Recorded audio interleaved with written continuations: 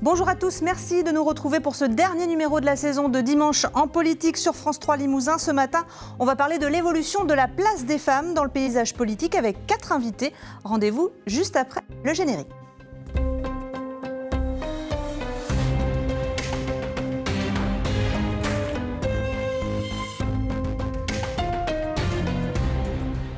La moitié des députés limousins qui viennent d'être élus à l'Assemblée nationale sont des femmes. Elisabeth Borne est encore Première ministre à l'heure où nous enregistrons cette émission.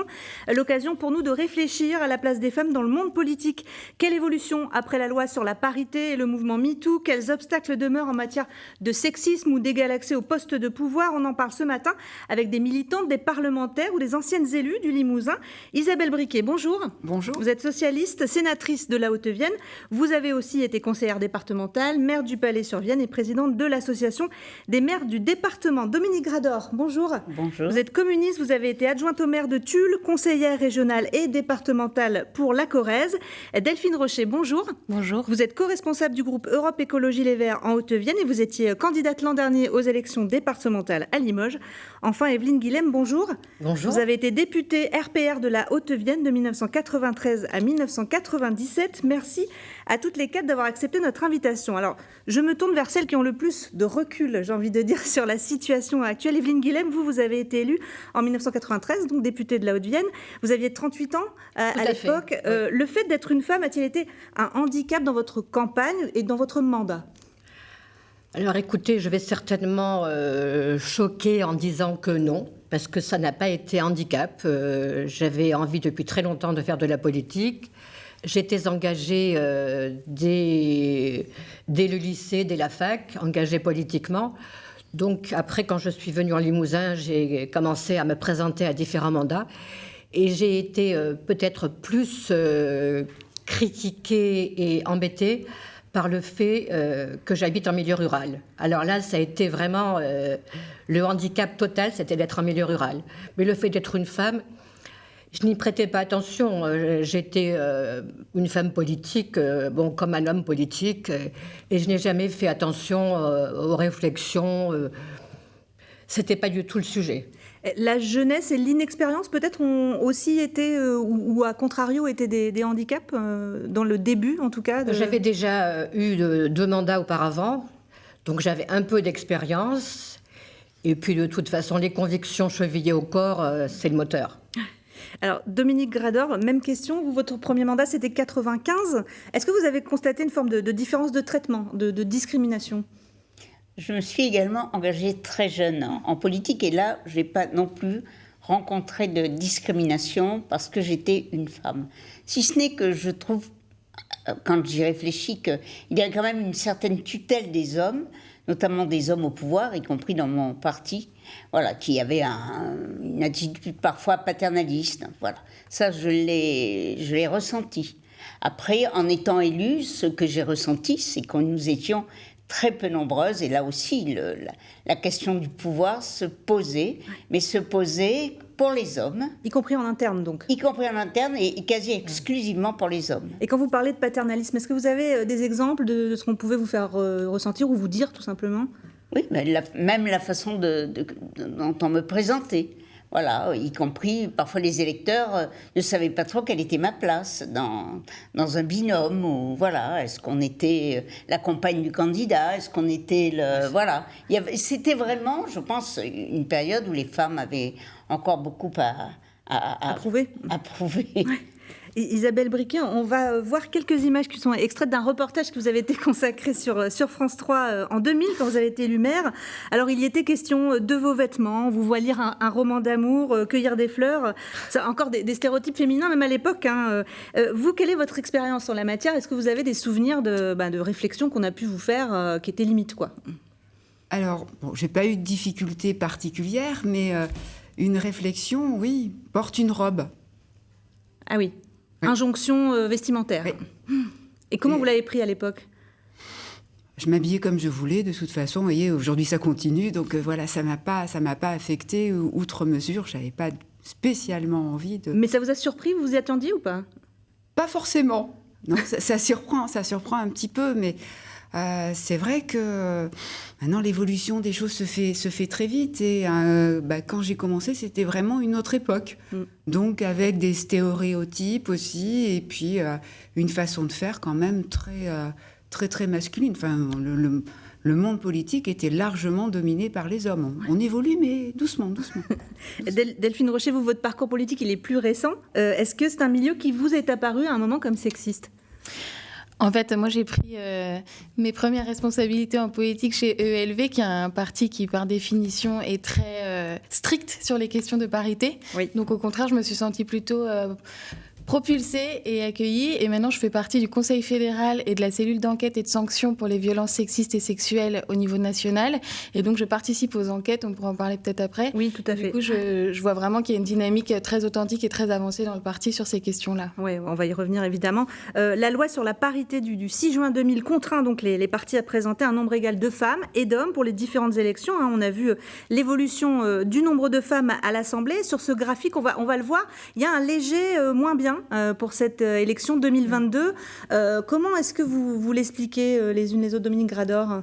Je ne sais pas, moi, le courant d'idées auquel j'appartiens, la NUPES, a elle, je pense, fait ce qu'il fallait pour que les femmes soient nombreuses à être candidates et soient élues. Donc, mais ce sont des jeunes, ce sont des nouveaux élus.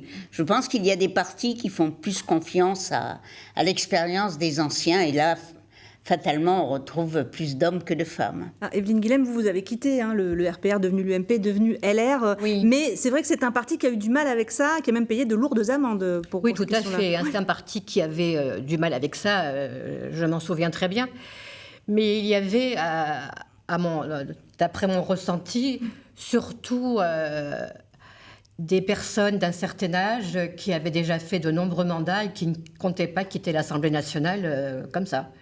Et je crois que c'est vraiment... J'ai un souvenir, tout à l'heure j'en parlais justement avec les personnes qui sont ici, j'ai le souvenir que le RPR, il y a longtemps, avait décidé de ne pas donner d'investiture aux personnes qui avaient déjà fait plusieurs mandats, j'entends 4 ou 5, oui. Pas 2 mandats. Et il décidait donc de ne pas donner d'investiture aux personnes qui avaient un certain âge, et ça avait été un tollé général. Les personnes... les septuagénaires hurlaient dans cette salle. C'était vraiment pathétique. Ça vous a choqué à l'époque ? Ça m'a énormément choqué. Oui. Que des personnes passent leur vie à l'Assemblée nationale ou au Sénat, c'est pareil. Et de ne pas vouloir laisser la place aux jeunes, je crois que c'est un sujet extrêmement important de faire entrer les jeunes au Parlement. Alors, on va parler de ce bilan de la loi sur la parité, mais on va d'abord découvrir une statistique. Une fois élues, les femmes, elles accèdent encore rarement aux plus hautes responsabilités. On va voir quelques chiffres. En France, c'est 11% des présidents de conseils communautaires, 19% des maires, 20% des présidents de départements et 31% des présidents de conseils régionaux. Isabelle Briquet, le plafond de verre, il est là aujourd'hui, il est à l'accès au plus haut poste finalement ? Oui, je crois qu'on peut vraiment dire ça parce qu'on voit bien que... l'accès, il se fait, mais ensuite, quand on parle vraiment des responsabilités, d'assumer la tête des exécutifs, ben là, c'est beaucoup moins féminin. Je crois qu'en Haute-Vienne, en 2014, ça évolue doucement. Il y avait près d'un 5e de femmes maires en Haute-Vienne. En 2020, presque un quart. On progresse. Mais présidence des communautés de communes, voire communauté d'agglo, on peut rêver. Oui. Là, ça se tend vraiment. Il y en avait une en 2014, il y en a une en 2020. Donc, on voit bien que la place, quand il s'agit d'avoir une gestion plus importante à la tête des exécutifs, c'est compliqué. Et la question des compétences, vous étiez aux finances, oui. À l'agglo, là vous êtes au Sénat, à la commission des finances aussi. Oui. Vous n'êtes pas beaucoup de femmes dans cette commission ? Non, nous sommes assez peu, sur 49 membres, 6 femmes. 6 femmes à l'heure actuelle, donc, mais ça ne nous empêche pas de faire entendre notre voix et et d'avoir une approche aussi particulière. C'est bien dans le monde de la finance. Ouais. Je me tourne vers vous, Dominique Rador, Evelyne Guilhem. Il y a eu une émission il y a une vingtaine d'années sur notre antenne sur l'opportunité de cette loi sur la parité. Alors vous défendiez cette loi, oui. Dominique Rador, à raison, donc 20 ans plus tard, c'est ce que vous vous dites ? Absolument, parce que s'il n'y avait pas eu l'obligation de faire à parité dans les assemblées, il n'y aurait pas autant de femmes aujourd'hui représentées dans ces assemblées politiques. Mais pour autant, il est clair que lorsque la question est posée du pouvoir, les hommes ne le lâchent pas.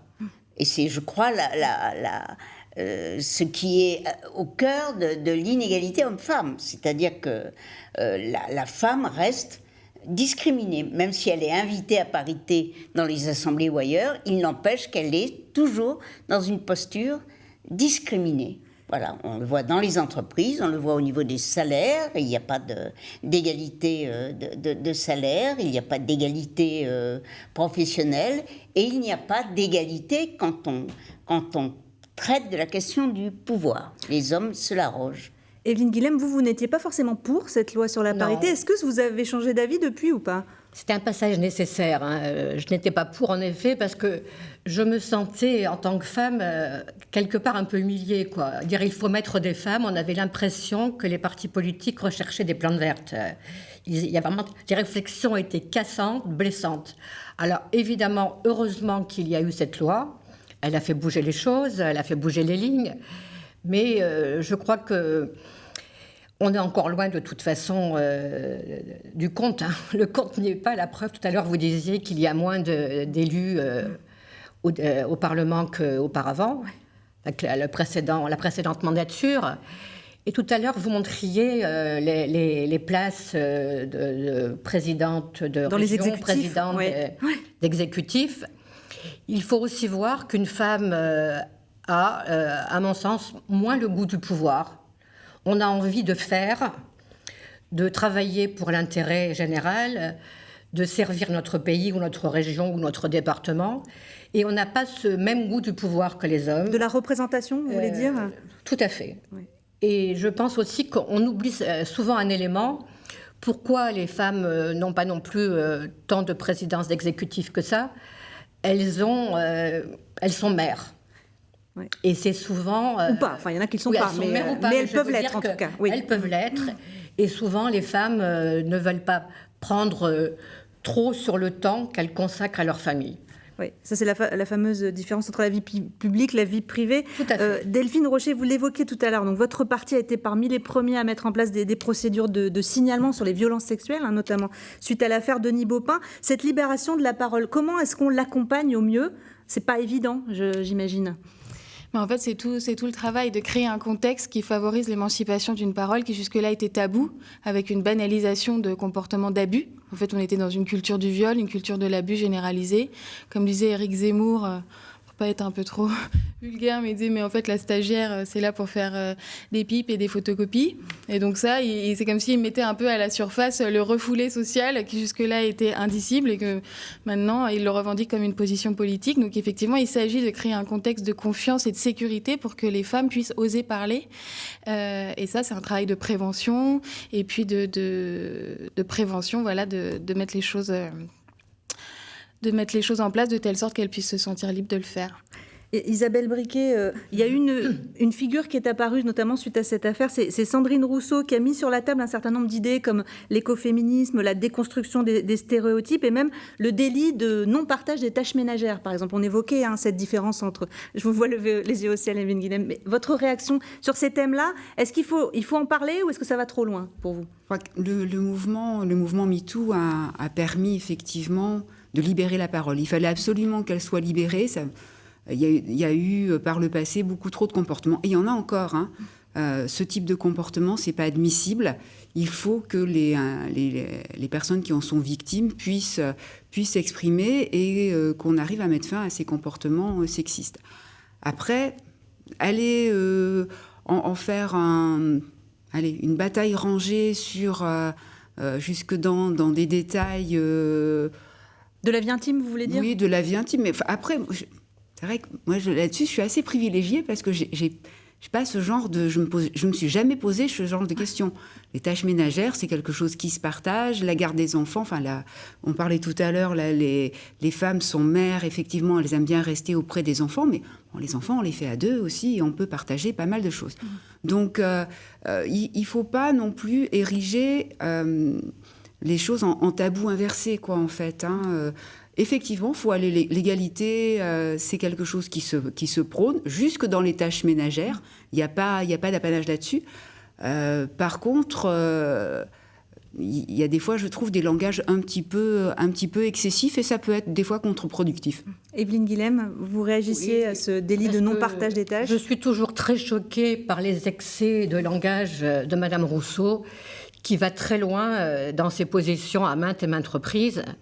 Et je voulais revenir sur la liberté retrouvée de la parole avec MeToo. On a eu également Balance ton porc. Et je suis très choquée par tous les commentaires faits sur ce sujet. Parce qu'on a mélangé volontairement les femmes qui se font draguer par des lourdeaux, là où elles peuvent se défendre elles-mêmes. Comme je suppose tout le monde sur ce plateau a pu un jour être victime d'un homme qui était indélicat, avait des propos indécents. Là, on peut se défendre.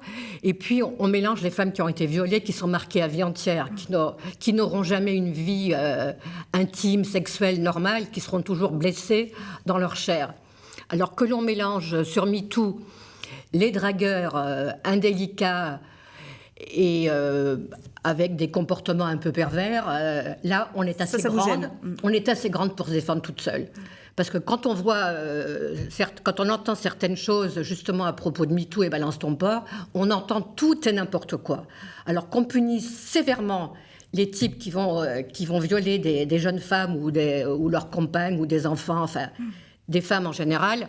Là, c'est tout à fait normal, c'est quelque chose qui doit être puni, mais extrêmement... sévèrement. Mais tout mélanger, je regrette que ça me choque. Dominique Rador ? Alors moi, c'est ce propos aussi qui me choque. Voilà. Il y a, dans notre pays, un viol toutes les 6 minutes. Mais j'entends bien. Et 99% des femmes qui ont subi ce viol, pour 99% d'entre elles, celui qui a commis le viol ne sera pas condamné. Donc ça veut dire que nous sommes dans une société qui est extrêmement permissive à l'égard des violences faites aux femmes. Et donc si on considère que finalement c'est simplement le fait d'être lourdingue, de draguer... pour vous, ça participe d'un système global ? Absolument, ça participe d'une banalisation du comportement. Et d'un patriarcat dont je dis qu'il marque profondément la société. Je le dis d'autant plus que moi, je suis d'une culture communiste où la lutte de classe était la priorité des priorités. Elle le demeure, je ne faiblis pas sur cette question-là, mais il n'empêche que face à cette lutte de classe, et dans le cadre de cette lutte de classe, il y a aussi la lutte à conduire par rapport aux discriminations, aux violences qui sont faites aux femmes, aux comportements qui sont absolument inacceptables. Et finalement, la lutte des genres, elle me semble aussi importante aujourd'hui et d'actualité que la lutte pour la justice sociale. En tout cas, rien ne les oppose, au contraire, parce qu'un système qui exploite exploite encore plus les femmes dont tout le monde pense qu'elles sont là pour être discriminées ou exploitées. Tout le monde, c'est un grand mot, mais beaucoup pensent que... Voilà. Donc je suis, moi, pour que... Je vais vous redonner la parole, mais MeToo, c'est une vraie libération. Et je pense que si notre génération avait aussi connu cette réactivité par rapport aux situations faites aux femmes, on n'en serait pas là aujourd'hui. Delphine Rocher, vous êtes d'accord avec cette idée que c'est une globalité, un système de domination générale ? Oui, mais je trouve intéressante la tension, en fait, un peu dialectique entre les deux points de vue, parce qu'en fait, il s'agit effectivement de prendre des positions radicales par rapport à une culture générale qui favorise un certain rapport aux femmes, mais pour autant, il ne s'agit pas non plus de faire des femmes systématiquement des victimes et de les mettre en position toujours de « oh, la pauvre, elle ne pourrait jamais se défendre elle-même ». Donc c'est un peu l'écueil dans lequel il ne faudrait pas tomber, sans pour autant lâcher l'exigence de lutter contre contre tout ce qui peut ressembler à quelque chose de l'ordre de la domination. Parce que c'est vrai qu'on peut se faire juste happer dans la rue, ou des fois ça a l'air de rien, mais ça peut être un vécu quand même très intrusif et très violent. Et puis derrière, ça veut quand même dire quelque chose qu'un homme puisse se permettre juste de draguer un peu grossièrement. Voilà, il est où le continuum entre il y a une synthèse ce qui est grave en fait. et ce qui n'est pas grave, quoi. D'accord. Donc, alors, on a parlé du champ politique, mais j'aimerais vous entendre sur où sont les prochaines luttes féministes. Est-ce que ça peut être dans la sphère économique, on l'a évoqué tout à l'heure, c'est ce que vous nous disiez en préparant cette émission, Isabelle Briquet.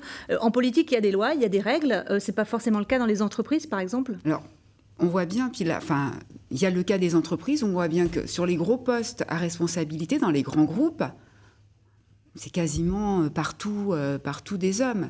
Mes collègues viennent de sortir, mes collègues sénatrices, au nom de la délégation aux droits des femmes, un rapport sur la présence des femmes dans la haute fonction publique. 10 ans après la loi Sauvadet, on voit bien qu'encore il y a vraiment du travail à faire, puisqu'à l'heure actuelle, il y a un tiers des postes à responsabilité pour 2 tiers de personnel féminin dans la fonction publique. Donc, on voit bien que le chemin est long. Et alors, dans la fonction publique, mais aussi dans les entreprises privées, dans les secteurs bancaires, tous les lieux de pouvoir, en fait, c'est ce qu'on disait tout à l'heure, les lieux de pouvoir sont quand même encore très masculins. Alors, on a vu la menace sur le droit à l'avortement aux États-Unis. On approche de la fin de cette émission. J'aimerais aussi vous entendre sur... Est-ce que vous craignez un recul des droits des femmes de façon générale dans les sociétés occidentales, Dominique Grador ? En tout cas, il faut être extrêmement vigilant parce qu'on observe quand même la tentation d'un recul des droits, globalement, pour les salariés.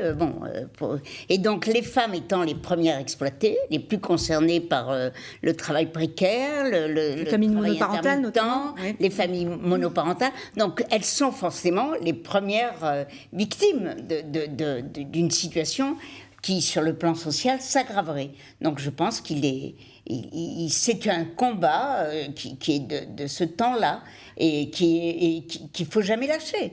On voit bien que ce qui se passe aux États-Unis, il y a des propositions en France, par exemple, la NUPES propose que le droit à l'avortement soit inscrit dans la Constitution, qu'1 milliard soit dévolu pour traiter de la question des violences faites aux femmes, pour qu'il y ait vraiment une politique qui les soutienne dans leur combat.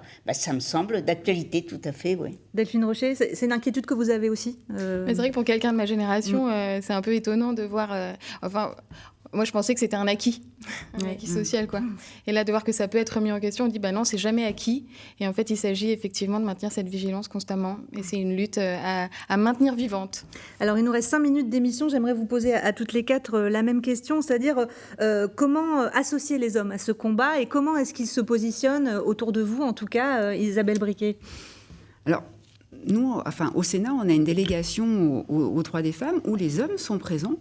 Et participe. Et c'est essentiel, en fait. Participe aussi aux travaux qui sont menés. Et c'est effectivement essentiel, parce qu'on disait tout à l'heure, on parlait du droit à l'avortement, là, on est quand même à une époque des grands paradoxes, où, avec le phénomène MeToo, on disait qu'effectivement, la parole s'est libérée, mais dans le même temps, on voit bien qu'il y a des grands reculs. Aux États-Unis, revenir sur le droit à l'avortement, je ne suis pas de la même génération, mais...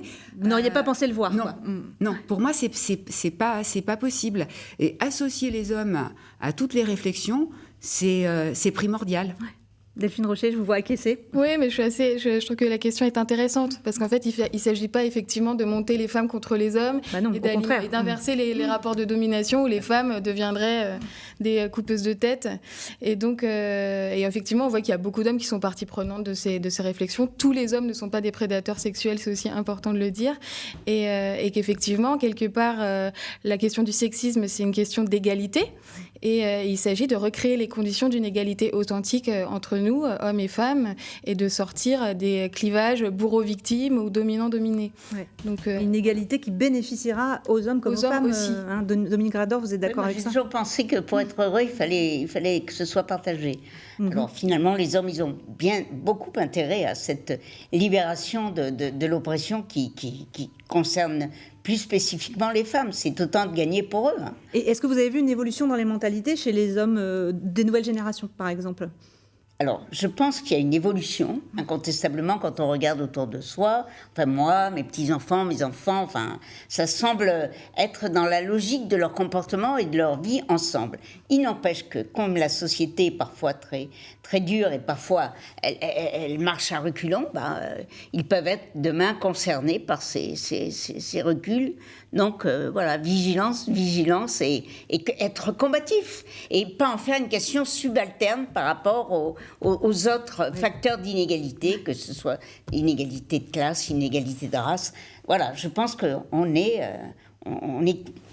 comptable de cette bataille aussi pour les inégalités hommes-femmes. Evelyne Guilhem, un dernier mot sur associer les hommes à ce combat ? Tout combat doit être mené par les hommes et les femmes. Je crois que pour que les choses avancent, il faut que l'on débatte ensemble. On a une part dans la société de responsabilité qui est égale. On doit être vigilant. Tout à l'heure, comme vous le disiez, on doit être vigilant, faire attention à ne pas avoir de régression sociale.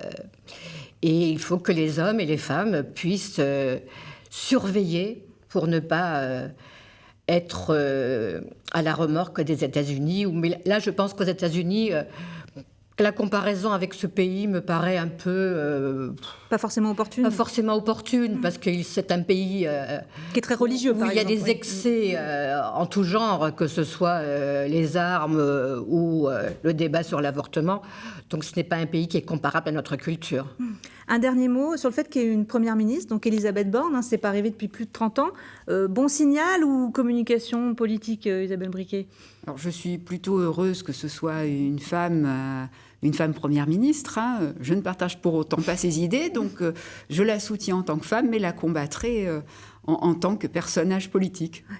Pareil ? Tout à fait la d'accord. Même chose, Dominique Grador ? Oui. Bon, mais il y a eu beaucoup de communication. D'ailleurs, on attendait une femme. Oui. Et le président de la République a été sommé de choisir une femme.